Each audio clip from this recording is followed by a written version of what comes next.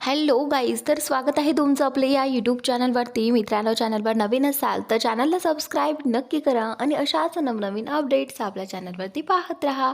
चला तर मग आपण आपल्या व्हिडिओकडे वळूयात. तर मित्रांनो, सखी आणि कबीर हे दोघेही जण खूपच जवळ आलेले असतात. त्यावेळी कबीर सखीला म्हणतो की आज खूपच प्रेम ऋतू चाललेलं आहे. त्यावेळी आता सखी म्हणते की नाही नाही, असं काही नाही आहे, ते फक्त मला माझे केस वाढवायचे होते. तर सखीला कबीर बोलतो की मग ठीक आहे, तर मी देतो तुझे केस वाळवून, असं म्हणत आता तो सखीच्या जवळ येऊ लागतो. आणि त्यावेळी सखीची काही बट पकडतो आणि त्या बटावरती फुंकर मारू लागतो. आणि सखी त्याच्याकडे पाहून हसते, लाजते आणि तिथून उठून बाजूला दूर निघून जाते. त्यावेळी आता इथे सखी जी आहे ती तिचे ओले केस पुसत असते. त्याचनंतर सखी ड्रायरकडे येते आणि तिचा ड्रायर जो आहे तो स्टार्ट करायला घेते, पण तो ड्रायर जो आहे तो चालतच नाही आहे. सखी बोलते की कबीर हे बघ ना, हा बंद पडला आहे. तर त्यावेळी सखीला कबीर म्हणतो की ठीक आहे, मग मी करतो ना तुला हेल्प, असं म्हणत आता सखीला वाटतं की पुन्हा कबीर फुंकर मारून मारून तिचे केस वाळवायला बघेल. तर आता सखी बोलते की नाही हां, मला नको आहे तुझी मदत. जर करायचीच असेल तर एक मदत कर, मला हे ड्रायर नीट करून दे. त्यावेळी आता कबीर जो आहे तो बोलतो की नाही, मला ते ड्रायर नीट कसं करता येईल. त्यावेळी आता सखी कबीरला म्हणते की कबीर, बायकांचे नवरे बायकासाठी काय काय करायला तयार होतात आणि तू साधं माझं ड्रायरही नीट करून द्यायला तयार होत नाही आहे. तर कबीर बोलतो की कोणते नवरे बायकांसाठी काय करतायत, मला सांग बरं काही उदाहरणं. तर त्यावेळी आता सखीने काही उदाहरणं देखील सांगून झालेले असतात. त्यावेळी कबीर बोलतो की ठीक आहे बाबा, देतो मी व्यवस्थित करून, दुरुस्त करून, असं म्हणत आता कबीर त्याला दुरुस्त करण्यासाठी घेतो. अगोदर तर त्याच्यावर 2-3 चापट मारून पाहतो चालू होतो की नाही. त्याला वाटतं धक्का स्टार्ट झालं तर बरं होईल ना. तर त्यानंतर त्याने ते स्क्रूड्रायव्हर वगैरे घेतलं असतं त्याला खोलण्यासाठी आणि त्यात काय झालं आहे प्रॉब्लेम ते पाहण्यासाठी. तर त्यावेळी आता इथे त्याचं सगळं काही कॉल फिटिंग वगैरे झालेलं असतं आणि त्याने सगळं काही नीट केलं असतं. तो बोलतो की सगळी ते काय झाले ना, त्यातली एक वायर निसटली होती, आता बघूयात आपण की ते चालू होते की नाही, असं म्हणत कबीरने ते तिच्याकडे धरलं आणि इकडे बटन ऑन केलं. चालू होतात इथे सखीचे सगळे केस उडू लागते आणि त्यानंतर सखीही खुश होते, बोलू लागते की कबीरने माझ्यासाठी ते ड्रायर सुरू केलं. त्याचनंतर आता पुढे इकडे कबीर सखीच्या जवळ येतो आणि सखी ही कबीरच्या खूप जवळ असते.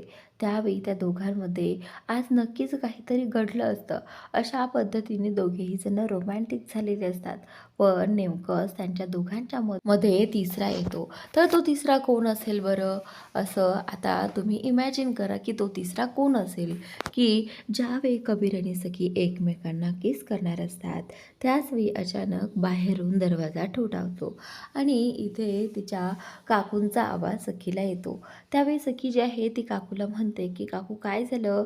काकू सांगू लागतात की सखी, मला ना तुझ्याशी खूप महत्त्वाचं बोलायचं आहे. त्यावेळी आता सखी बोलते की काय झालं आहे काकू, काही प्रॉब्लेम आहे का. त्यावेळी ती सांगू लागते की नाही, काही प्रॉब्लेम तर नाही आहे, पण मला मनस्विनीबद्दल बोलायचं होतं. त्यावेळी सखी बोलू लागते की हा बोल ना, काय झालं. तर आता ती बोलते की मला असं वाटते की ही आपल्या घरात आलेली मनस्विनी नाही तर दुसरीच कुणीतरी आहे. तर त्यावेळी हे सांगितल्यानंतर सखीला तर खूप मोठा धक्का बसतो. खरं तर सखी बोलते की या सगळ्याचा ना मला छडा लावायचाच होता अगोदरपासून. या घरात आल्यापासून म्हणजे मनस्विनी खरं तर बेंगलोरला जाणार होती, पण ती तिकडे न जाता ती पुन्हा घरी आली आहे.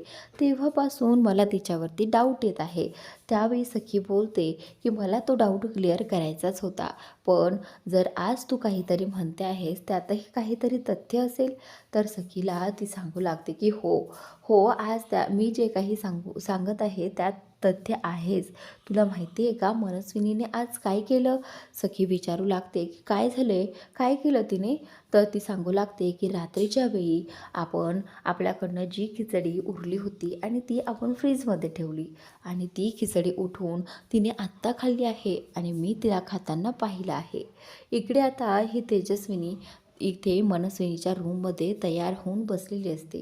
म्हणते की त्या मनस्विनीच्या कपड्यांमध्ये ना असं वाटतं की मी ती तेजस्विनी नाहीच आहे, ती मनस्विनीच आहे. पण आता या कपड्यांमध्ये ना मला खूप बरं वाटते, अगदी कम्फर्टेबल वाटते, असं ती म्हणत असते. आणि त्याचनंतर ती म्हणते की आता तेजस्विनीच्या या साडीमध्ये मला ना आता खूप मोकळं मोकळं वाटते, अगदी बरं वाटते. नाहीतर त्या मनस्विनीच्या कपड्यांमध्ये श्वास घ्यायलाही त्रास होतो, असं होत होतं मला. तर त्यावेळी आता ती बोलते की काहीही झालं तरी ह्या रूमच्या आत तरी मला तेजस्विनी बनवून राहता येईल. आता असं म्हटल्यानंतर इथे खरं तर कबीरला राग आलेला असतो, कारण कबीरने आधीच सांगून ठेवलेलं असतं की कुठलाही प्रॉब्लेम होता कामा नये. आणि त्यानंतर आता इकडे तेजस्विनी जी आहे ती तिच्या हातात काहीतरी छोटंसं असतं, तर ती त्याच्याकडे पाहत असते. त्यावेळी खरं तर ती अत्तरची बॉटल असते.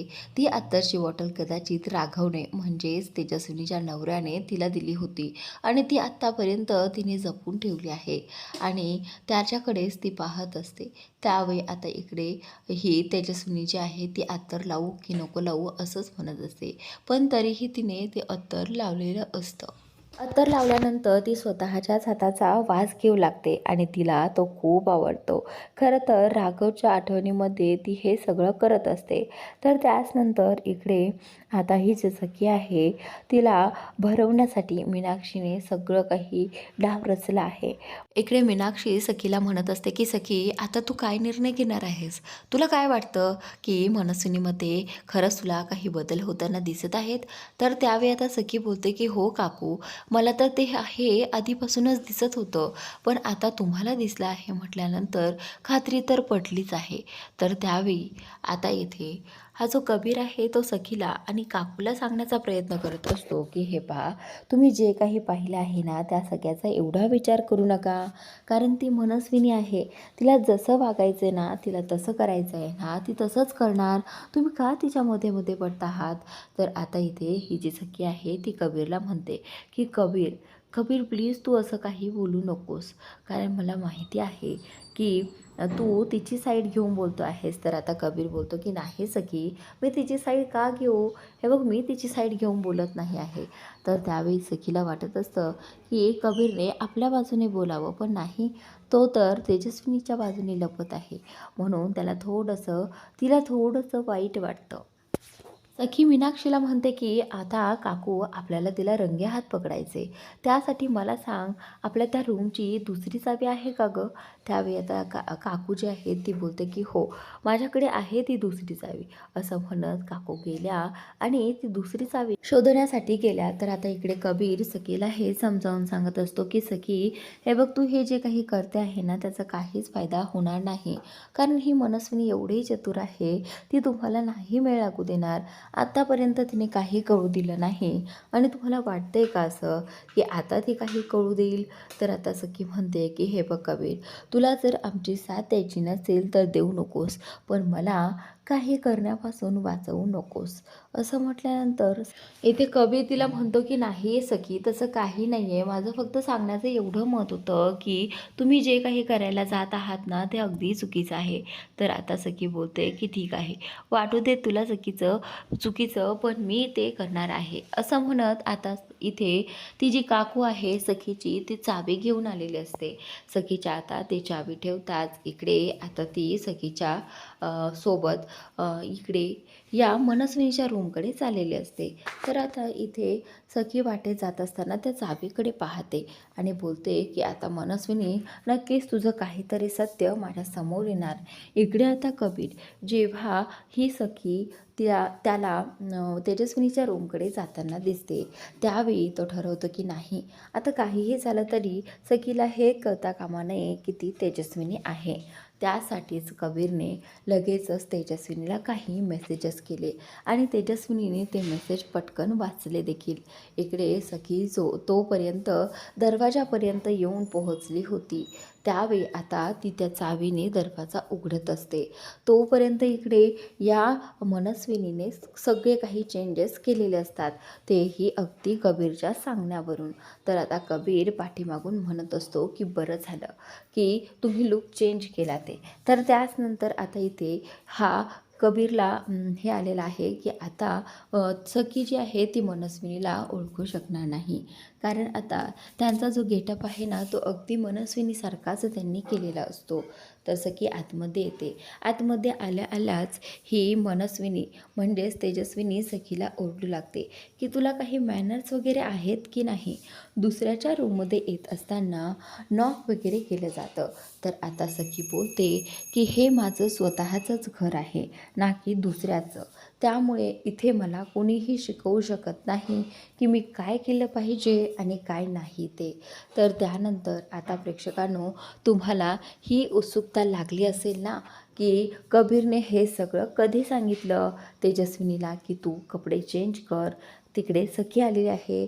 तर ज्यावेळी सखी रूमच्या बाहेरून पडली त्याचवेळी कबीरने हा मेसेज टाईप केला होता आणि तेजस्विनीच्या समोर फोन असल्यामुळे लगेचच तेजस्विनीने तो गेटअप तिचा तयार केला.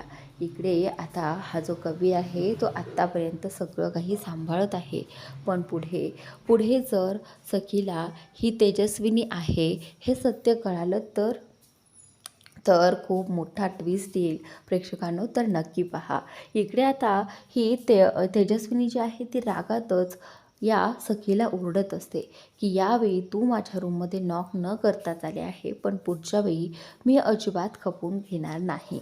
इकडे आता कबीर शांत उभा असतो आणि इकडे सखी जी आहे ती बोलते की मला तुला जाब विचारायचा आहे आणि त्यासाठीच मी या रूममध्ये निघून आलेली आहे. तर आता ही मनस्विनी सखीला म्हणते की काय जाब विचारायचं आहे. खरं तर मी तुला कुठलंही उत्तर द्यायला बांधील नाही आहे, पण तरीही जर तुला वाटत असेल की मी तुला उत्तर द्यावं तर ठीक आहे, विचार, काय विचारायचं होतं तुला. त्यावेळी आता सखी मनस्विनीला म्हणते की मला सांग, तू रात्रीच्या वेळी उठून आम्ही बनवलेली ती साबुदाण्याची खिचडी का खाल्लीस. त्यावेळी आता इकडे ही जी काही मनस्विनी आहे ती बोलते की हा काही प्रश्न आहे, मला भूक लागली आणि मी खाली, विषय संपला, असं आता इथे या तेजस्विनीने उत्तर दिलं. यात विचारण्यासारखं काय आहे. पण त्यावेळी सखी जी आहे ती या मनस्विनीला म्हणते, कधीही शिळ न खाणारी मनस्विनी आज तिने फ्रीजमधली खिचडी खाली, हे जरा मला पचलं नाही आणि म्हणूनच तुला विचारण्यासाठी इथे आली. त्यानंतर आता इकडे ही जी मनस्विनी आहे, खरी मनस्विनी, ती आता या रूममध्ये खाली पडलेली असती चक्कर येऊन. तिला खूप त्रास होऊ लागलेला असतो, पण आता तिच्याकडे दुसरा कुठलाही पर्याय नसतो. तिला आता या रूममध्येच बसावं लागणार होतं. तिला खरं तर तहान देखील लागलेली होती. बऱ्याच वेळापासून ती त्या रूममध्ये पडलेली होती आणि त्यावेळी आता इथे तिला समोरच एक बॉटल दिसते पाण्याची. ती बॉटल दिसताच इकडे आता ती त्या बॉटलकडे सरकवू लागते. त्यानंतर बॉटलकडे गेल्यानंतर आता ती पाहते की ती बॉटल खूप खराब आहे. तरी देखील आता तिला दुसरा कुठलाही पर्याय नसल्यामुळे त्या बॉटलमधलं पाणी प्यावंसं लागतं. त्याचनंतर ही मनस्विनी जी आहे ती पुढे होते आणि पुन्हा ती बॉटल घेण्याचा प्रयत्न करू लागते. तिने अगोदरही ती बॉटल पकडली होती, पण ती घाण असल्यामुळे तिने ती बॉटल तिथेच टाकून दिली.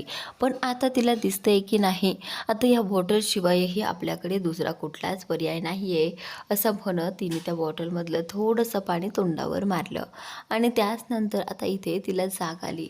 तोंडावर मारल्यानंतर आता तिने सगळं काही पाणी पिऊन घेतलं. ज्यावेळी तिचं पाणी वगैरे पिऊन होतं त्यावेळी तिला थोडंसं बरं वाटू लागतं आणि त्याचवेळी आता तिचं सुरू होतं की कबीर, आज तुझ्यामुळे, फक्त तुझ्यामुळे मी इथे आहे आणि मला तू डांबून ठेवलेलं आहे. त्यावेळी आता ती म्हणते की कबीर, मी तुला कधीच सोडणार नाही, असं म्हणत आता ती कबीरचा बदला घेण्यासाठी ती त्याचा राग करत असते. त्यानंतर आता इथे ती बोलते की आता काय करू, म्हणजे मी ह्याच्यातून बाहेर कसं काय पडू, हा विचार ती करत असते. पण आता त्याच विचारांमध्ये इकडे या मनस्विनीला तिचा फोन पडलेला दिसतो. खरं तर तो फोन माचा असतो, पण आता तिच्या लक्षात येतं की जर हा फोन मी जोडला आणि हा फोन जर सुरू झाला तर हाच फोन मला कामं येऊ शकतो, असं म्हणत आता इथे तिने तो फोन हातात घेतलेला आहे आणि त्याला नीट करण्याचा प्रयत्न करत असते, जोडण्याचा प्रयत्न करत असते. त्यावेळी आता इथे ती म्हणते लवकरात लवकर हा फोन मला सुरू करायला हवा, जेणेकरून जर हा फोन जर सुरू केला तरच मला इथून बाहेर पडता येईल आणि मला कुणाशी तरी संपर्क करता येईल. त्याचनंतर आता इकडे ही जी मनस्विनी आहे ती तेजस्विनीसमोर उभी असते आणि ती म्हणते की चल आता झालं असलं तर जा, मलाही आता वेळ नाही आहे. खरं तर मनस्विनीला कोणासाठीच अजिबात वेळ नसतो, पण तरी देखील आता सखी आली आहे म्हटल्यानंतर तिच्याशी तर बोलावंच लागेल. म्हणून आता इथे मनस्विनी सखीसमोर थांबलेली असते. इकडे सखी जी आहे ती बोलते की ठीक आहे असं म्हणत आता सखी तिथून जायला लागते. तर मित्रांनो, आता सखीच्या मनात अजूनही या मनस्विनीबद्दल खूप काही असतं, पण आता तरी देखील यावेळी कबीरने इथे तेजस्विनीला वाचवलं होतं आणि तशाच प्रकारे आता कबीरला सतत प्रयत्न करत राहावे लागणार आहेत. आणि इकडे ही सखी सखी पुढील भागात जेवणासाठी बसली असते डायनिंग टेबलपाशी आणि कबीर देखील तिथेच असतो. इथे तेवढ्यातच काका आणि काकू दोघेही जण रेडी होऊन आलेले असतात सखीच्या समोर. सखी त्या दोघांनाही विचारू लागते की काका आणि काकू तुम्ही पुन्हा पहिल्यासारखे.